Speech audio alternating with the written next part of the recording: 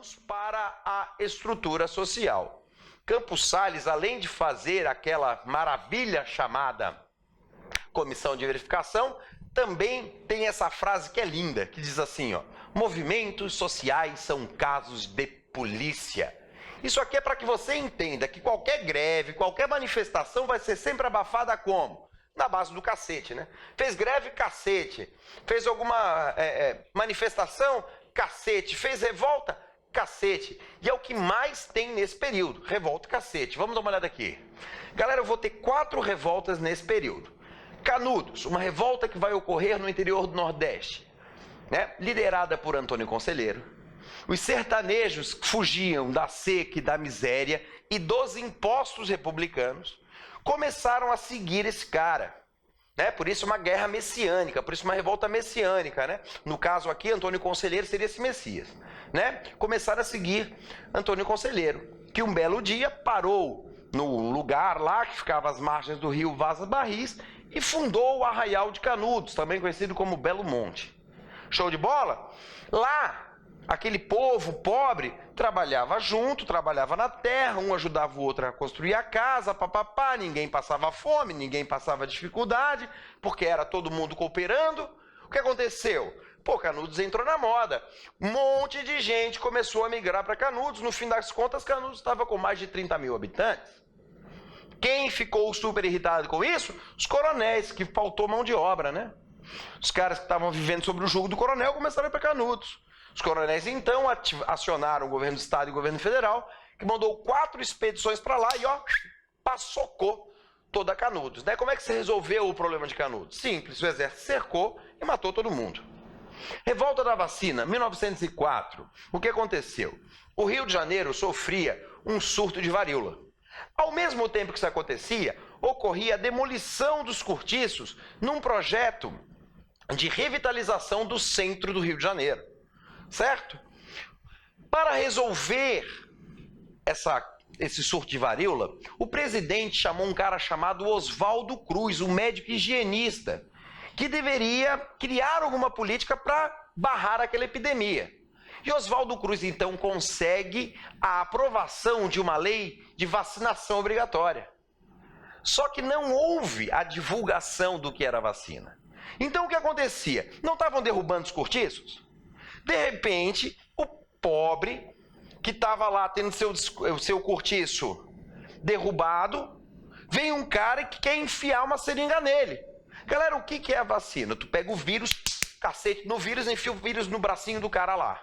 Aí você cria anticorpos, mas não deixa de ser o vírus.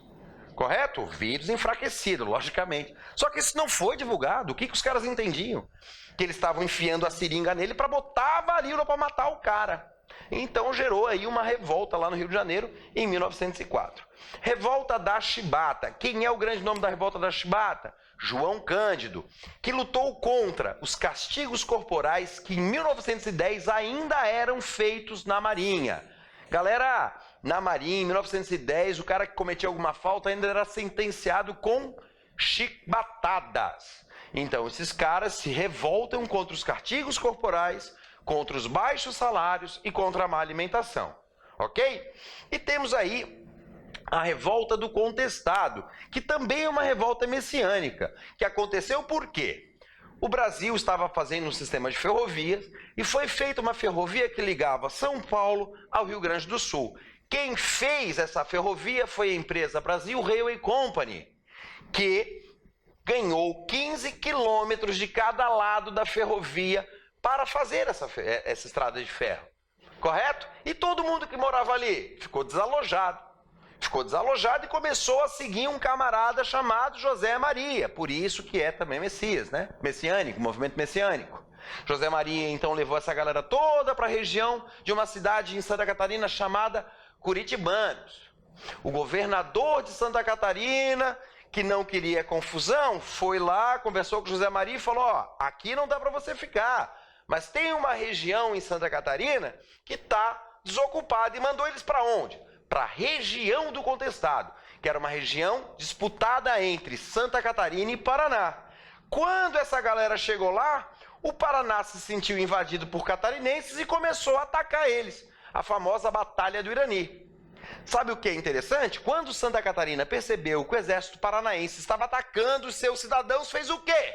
Se uniu ao Paraná e matou todo mundo, ok? É mais ou menos isso, só gente fina que tem aqui. Galera, presta atenção. Outros tópicos importantes da nossa estrutura social são o movimento operário.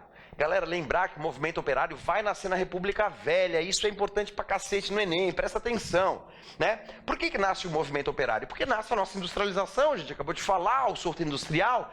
Esses operários, em grande parte, vinham da Europa, né? Da Itália, da Alemanha e de outros países lá da Europa. E traziam consigo o ideário socialista, certo? Então, qual foi o primeiro tipo de organização operária no Brasil? O anarcossindicalismo e depois os sindicatos comunistas, ok? Lembrando que esses caras fizeram uma série de movimentos e tem inclusive a Grande Greve Geral de 1917, que foi a mais famosa do período da República Oligárquica. A Semana da Arte Moderna foi uma ideia criada por vários artistas brasileiros, dentre os quais Tarsila do Amaral, Oswald de Andrade, Mário de Andrade, entre outros, que tinha mais ou menos a seguinte ideia: pegar a cultura, né, pegar a arte europeia, pegar as técnicas dessa arte, pegar todo o conhecimento dessa arte e, através disso, criar uma arte legitimamente brasileira. Por isso se chamou de movimento antropofágico. O que é antropofagia indígena? Né? Por que o índio comia outros seres humanos? Né? Comia carne humana? Porque ele queria matar a fome? Não. Porque ele queria o quê? Absorver a força, a coragem, as virtudes. Então, da mesma forma, os artistas queriam absorver as técnicas e as qualidades da arte europeia. Show de bola? E outra questão interessante também que a gente vai ter aqui na estrutura social é o desenvolvimento do cangaço, que foi um banditismo social surgido no Nordeste que levou uma série de revoltas, né? A gente vai ter inclusive o grupo de Lampião sendo armado por Arthur Bernardes para combater a coluna Prestes. Tema que a gente vai ver na próxima aula. Um abraço, galera!